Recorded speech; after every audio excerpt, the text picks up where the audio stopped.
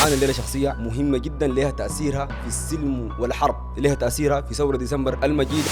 محمد يحيى محمد بشير كان عبارة عن ضجة في الميديا وإنه دي السماء ده قتله. قالوا دي سيزمان ونقيب سفيان، قالوا عدام سري صفام على الرقية والقبلية حاجة بشكل. لين نقل طابور وقاعد وغواصة بالدعم السري. احنا في ولاد تجزا قاعدين في داخل دعم سري، ما حصل مرة زول يعني عايل لنا بالنظرة كعبة ذات.